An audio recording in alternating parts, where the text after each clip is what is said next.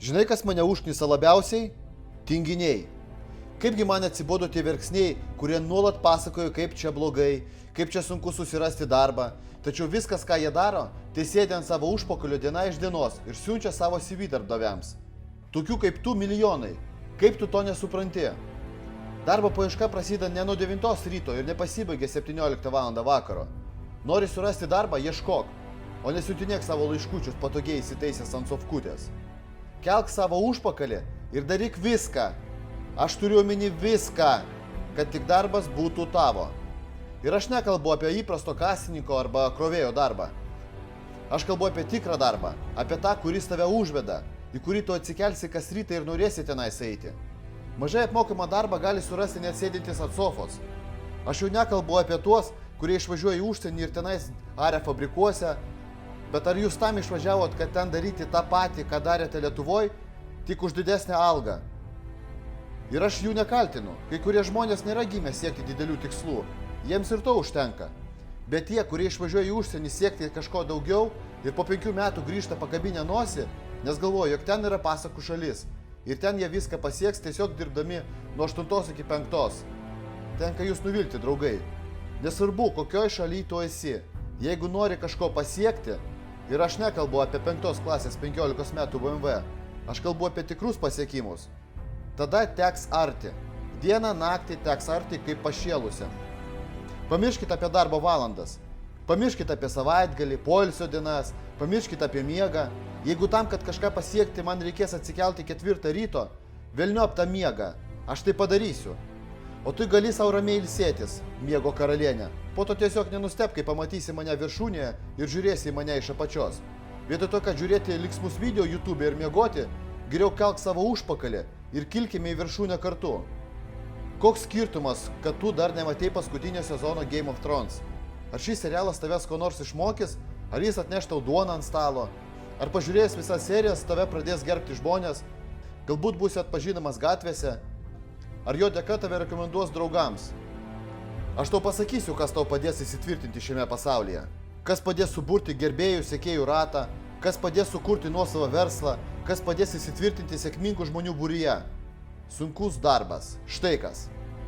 Sunkus darbas padės tau pasiekti gyvenime visų užsibrėžtų tikslų. Ne mama, ne tėvelis, ne draugai, ne laimėjimas loterijoje nepadarys tavęs tuo, kuo tu gali tapti sunkiai ir be perstojo dirbant. Ir aš nekalbu vien apie fizinį darbą. Jeigu tavo darbas tai sėdėti už kompo ir vystyti savo Facebook puslapį arba rašyti tekstus, knygas, montuoti video, tai irgi yra darbas. Bet tu turi mylėti savo darbą ir pilnai jam atsiduoti. Jeigu tai tavo, jeigu tu jauti, kad tai yra tai, kuo tu galėtum užsiiminėti visą likusį gyvenimą, nenustok tai daryti. Nori visą gyvenimą vystyti internetinius projektus, pirmin. Nori kurti video YouTube, pirmin, daryk tai. Daryk nuo visos širdies, atsiduok pilnai darbui, neskaičiuok darbo valandų. Tau kol kas už tai nemoka? Palauk, dirbk, plūšk, ark ir tau tikrai pasiseks. Turi dirbti nemėgiamą darbą, kad galėtum sau leisti užsiiminėti hobiu? Ok, be problemų. Tame darbe atidirbtas, sušiktas 8 valandas, bet grįžęs namo nepulk žiūrėti serialų arba verkšlenti, kaip tau atsibodo esamas darbas, o dirbk. Pamiršk apie draugužius, kurie laukia tavęs laukia ant suoliuko su butelio alaus ir pasakojimu apie debilą direktorių. Tie pokalbiai ir verkšlenimai tavęs niekur nenuves. Atėjai po darbo, pasidarei valgyti ir jau valgydamas rašykis planą, ką tau šiandien reikia nuveikti, kaip tu šiandien tapsi geresniu nebuvai vakar. Žiūrėk mokomuosius video, skaityk atitinkamas knygas, lankyk seminarus, klausk srities specialistų. Niekam nesvarbu, kaip tu tai pasieksi, bet padaryk tai. Jeigu tai reiškia, kad tau teks atsikelti prieš darbą 3-4 valandas ir nagrinėti medžiagą, kokios problemos? Galbūt tau reikės užsibūti iki vėlumos skaitant knygą, nu ir ką? Nori miegoti? Tai eik ir miegok. Bet po to neverkšlenk atsisėdęs ant suoliukų su savo draugeliais nevykėliais, kad tavo darbas yra šūdinas, kad šioje situacijoje yra kalta valstybė, nu ar dar kas nors. Tu tiesiog pramiegoji visas savo galimybės, viskas. Gurkšnok alutį, žiūrėk sekančią Star Treko seriją ir mėgaukis gyvenimu, nevykėlį. Ai, vos nepamiršau. Dar nepamiršk pamačius naujieną apie sėkmingą žmogų, užeiti į komentarus ir papilti tenais šūdo. Čia juk jam tiesiog pasisekė. O gal tėvai jam padėjo? Pala.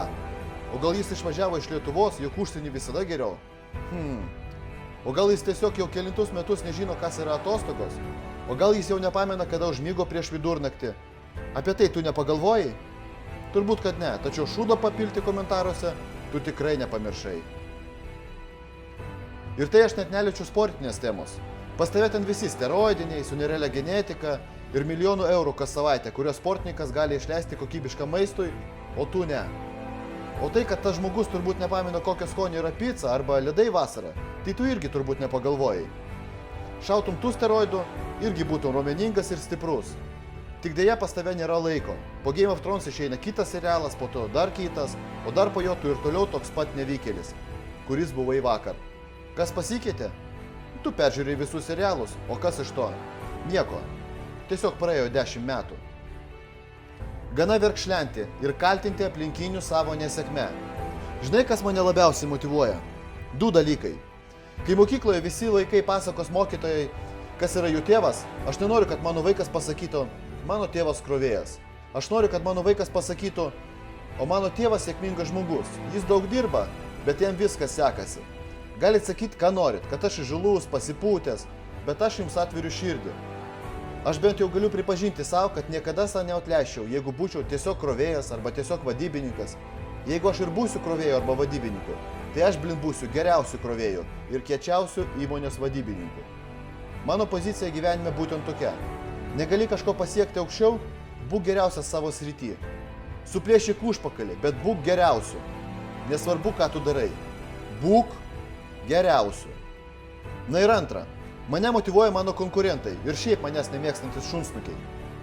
Aš taip stipriai noriu jiems įkrėsti, taip stipriai noriu sutrinti juos su žeme, kad aš pasiryžęs dieną naktį, 7 dienas per savaitę dirbti, kad tik aš būčiau sėkmingesnis už juos.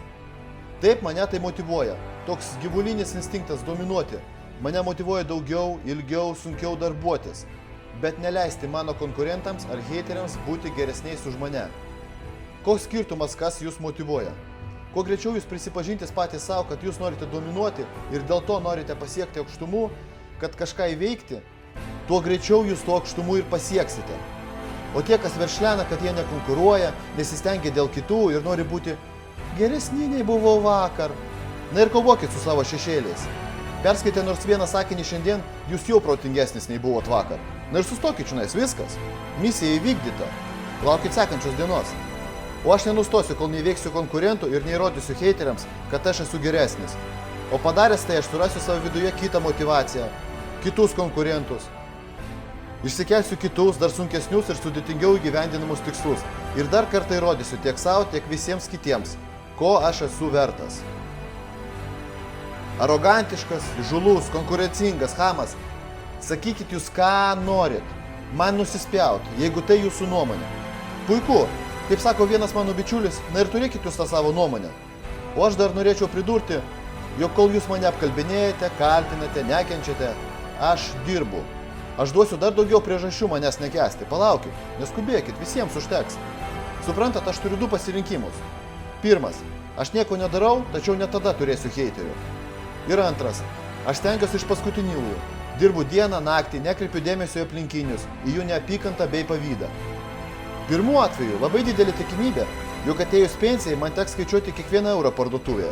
Teks laukti sumautos pensijos, kad galėčiau savo įsigyti maisto bei susimokėti už komunalinės paslaugas. Tačiau manęs turbūt niekas nenekęs. O kas iš to? Suprantat, kai jums bus 70 metų, jums bus giliai nusispjaut, turėjote jūs jaunystėje heiterių ar ne. Kažkas jūs peikia už jūsų ryžtą, už jūsų idėjas bei veiksmus ar ne. Kada jums bus 70 metų, viskas, kas jums rūpės, tai A. Pinigai, kurių jūs neuždirbote dėl to, kad bijojote arba tingėjote. Ir B. Nepasiektas gyvenimo tikslas. Turiu omeny, jog, kai jūsų paklaus anūkas, senelė, o kas tu toks? Ir ką jūs jam atsakysit? Aš buvau paprastas darbuotojas. Tai ką, tu visą gyvenimą pradirbai kažkokiam dėdei fabrike? Taip, visą gyvenimą. Velnias. Tu visą gyvenimą nori dirbti vienoj vietoj kažkokiam dėdei, turbūt tokia mintis kils jūsų anūkui. O dabar įsivaizduokit kitą variantą. Tavo vaikai su anūkais atvažiuoja pas tave į didelį užmiesčio namą. Ant griliaus kepa mėsa su daržovėmis, vaikai varinėja kamuolį lauke, o suaugę aptarinėja pasaulio aktualijas, naujas idėjas, ir taip toliau. Ir aš nekalbu vien apie materialinį turtą. Aš tikiu, jog esant tvarkoj galvoje, tvarka banko sąskaitoje irgi su laiku atsiras, bet tam reikia įdėti didžiulį darbą.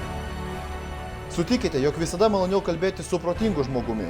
Įdomu aptarti, kas vyksta pasaulyje, kaip ir kodėl šiais metais prastai sekasi ne tik Barcelonos klubui Čempionų lygoje, bet ir kodėl, ar tai mažėja, ar didėja žmonių įperkamumas kasmet. Galima aptarti, ar išaus naujas socialinis tinklas, arba kodėl žmonės pradeda vis labiau kreipti dėmesį į savo sveikatą. Kuo įvairiapusiškai jūs išsivystęs, tuo daugiau įvairių idėjų jums ateina į galvą. Aišku, yra labai gerai būti savo srities specialistu, tada savo žinias galima monetizuoti. Bet įsivaizduokite, kas bus, jeigu jūs tobulėsite įvairiapusiškai. Jūs, pavyzdžiui, ne tik puikiai išmanysite fitnesą, bet ir turėsite gilias žinias biologijoje. Kai visi treneriai tik ir žinos, kaip kelti štangą ir valgyti grikius su mėsa. Jūs tuo tarpu galėsite paaiškinti, kodėl šis raumuo juda būtent taip, o ne anaip, bei kaip mūsų organizmas virškina tuos grikius ir mėsą, kokie fermentai yra išskiriami, ir taip toliau. Kai žmonės turės pasirinkimą tarp įprasto salės trenerio ir jūsų su giliom žiniom, spėkite, ką jie pasirinks. Čia aš jums pateikiu tik vieną iš milijono pavyzdžių, kaip galima netinginiaujant pasiekti aukštų rezultatų. Bet tam reikia laiko, tam reikia užmiršti visus savo pasėdėjimus su vidutiniokais draugais kavinėje, tam reikia užmiršti apie savo serialus, tam reikia pamiršti apie darbo laiką. Dirbti reikia tiek, kiek reikalauja jūsų tikslas. Jeigu reikės sekmadienį atsikelti 5 ryto ir nuvykti į kitą šalies galą susitikimui, reiškia, reikia užsičiaupti ir kelti savo užpakalį. Ir jokių, bet juk organizmui reikia miego. Taip, organizmui reikia miego, bet dar organizmui reikia maisto, reikia komfortabilios lovos, sėdynės automobilyje, kondicionieriaus. Tavo kūnui, žinok, labai daug ko reikia. O jeigu verkšlensi, tai liksi tiesiog išsimiegojęs. Rinktis tau, ar būti sėkmingu žmogum, ar būti miegančia karalienė.